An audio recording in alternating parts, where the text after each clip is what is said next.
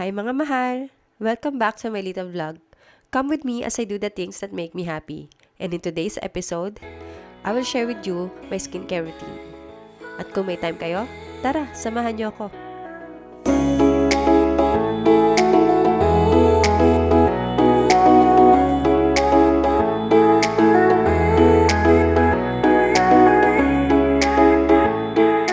So, I'm doing this content kasi may mga friends ako nag-ask dun sa skincare routine ko. So, I'm gonna share it anyway, kahit hindi naman perfect yung skin ko. But yeah, I'll show you first my skin ng bagong gising. So, ito. I'm not gonna put any preset or anything dito sa vlog na to. So, you see real time kung ano yung itsura ng skin ko. May mga pantal ako dito kasi kumain ako ng matamis. Bawal ako sa matamis. Nangangati ako, nagpapantal ako. So, ito yung itsura ko. So, you see it na, yan talaga yung itsura ng skin ko. Ipapakita ko sa inyo kung ano yung ginagamit ko. And this is my most favorite na of all. Before, ang ginagamit ko ito, yung sa Foreo. But then when I went to Korea, parang naisip ko na bilhin yung sikat sa kanila, yung Medicube. Kasi nandun na rin naman ako. At saka mahal to sa Europe. Mas mura to doon. And yeah. Itong Medicube na to, ito yung cleanser. Panggamit sa face pag naghuhugas ka ng muka. Tapos ito sa loob, yung nagpapapower sa kanya. Pero ito naman, pang busto ng lahat ng sorry sa voice ko ha, I'm really sick. Ito talaga itong device na to ang nagpapaboost sa lahat ng serum, lahat ng skincare na ginagamit mo sa mukha mo. So, dual purpose naman siya. Pero ito talaga yung nagpapapower up dito. Hindi to gagana nang wala to. Nilalagyan ko siya nito. Ito yung first product ko. I-zoom ko na lang mamaya. Ito yung Anua Heart Leaf na control cleansing oil. Ayan. Isang pump lang yung ginagamit ko.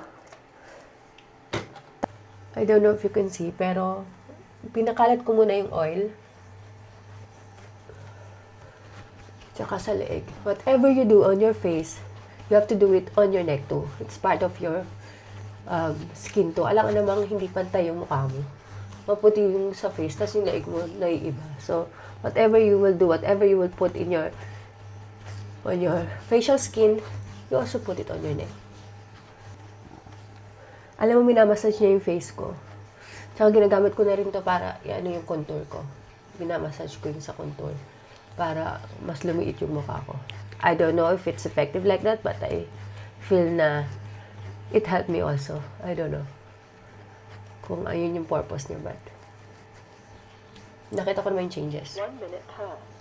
Sinasabi niya, 1 minute pass. So, sabihin niya kung gaano nakatagal mo hinugasan yung face mo. So, I'm doing it 1 minute. And then, babasain ko to.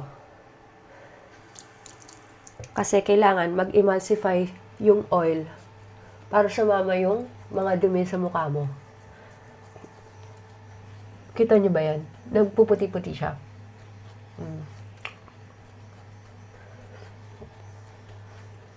Kailangan ganun yung mangyari. Para masayabong nalinis talaga. If it's kulang pa, dagdagan mo pa. Yan. Basta magputi yan. Mag-i-emulsify yung oil para lumabas yung sebum sa mukha mo, yung oil sa mukha mo. So, I wash it. And then, I'm gonna wash my face too. And then, habang hinugasan mo siya, kinakalkal mo rin to para sa mga whiteheads mo kasi sasama na siya. I cannot show you talaga thoroughly talaga kung nakukuha yung whiteheads ko kasi lagi na itong malinis, hindi na siya masyadong ma-whiteheads. So, pero dun sa mga bago palang kagamit ito, makikita nyo talaga na sumasama yung whiteheads, yung blackheads nyo. Pag kinukuskus nyo siya.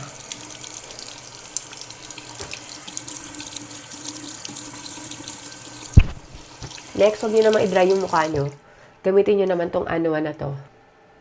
Pore Deep Cleansing Foam. So, kailangan sobrang foamy talaga ng face nyo.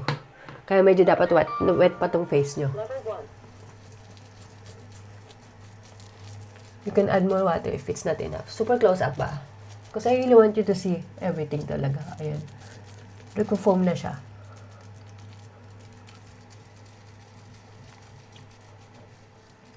See, nag-foam na siya.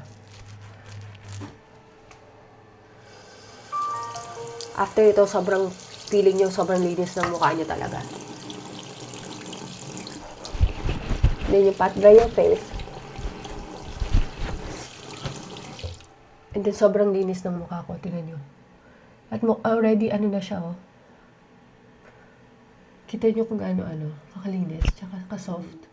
After this, sobrang clean na ng feeling mo, sobrang soft ng face mo. And then, I use the Anua soothing toner. Soothe ng skin after the harsh cleaning. Ito naman tone down niya yung skin mo. Yung soothing effect. Ang sarap. Ito kasi mad lang. Marami na akong toner na try. Ito talaga yung pinaka sa face. Yung pinaka gentle sa face. Ayan. Ito muna. After this toning, pag natuyo na siya sa face mo, ginagamit ko tong Medicube na triple collagen serum. I-zoom ko na lang mamaya.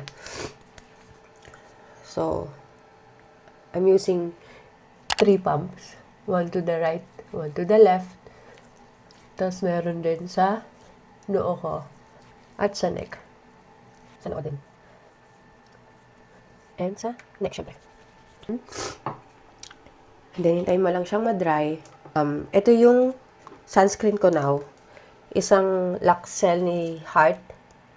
At saka isang Korean product. I will zoom it later kung hindi nyo makita. So, ang gagamitin ko today, yung Laxel, kasi naubos ko to. Maganda siya sa face niyo. Super moisturizing. Walang white cast. Para lang siya moisturizer. After that, I'm good to go. Okay na ako. Magkikilay na lang, mag-lip tint, ganyan. And then, okay na. Check my face. Ayan, sobrang moisturizing nung ginilagay ko. Diba? Okay, sa gabi naman, same, cleansing oil, double cleansing oil at saka foam. Tapos, ito, after that toner, patuyuin at magmo-moisturizer ako. This is first, alam niyo yung sandwich method ng moisturizer at saka ng retinol. So, first, magmo-moisturizer muna ako. Then, I keep it dry for a while. And then, i-apply ko na tong retinol. Yung retinol, nilalagay ko yan siya dito. Dito. Especially sa lines ko dito. And then, I'm massaging it up. Kulay yellow siya. Tapos, ilalagay nyo lang, dot lang. Pea size. Ganyan. So, massage yung pataas. Same here. Another pea size here. And then, spread mo yan dito hanggang sa dito. Sa taas. So, pamassage pataas. Tapos dito rin. Tapos, mag-pea size again. Lagay mo dito sa taas naman. Pamassage pataas.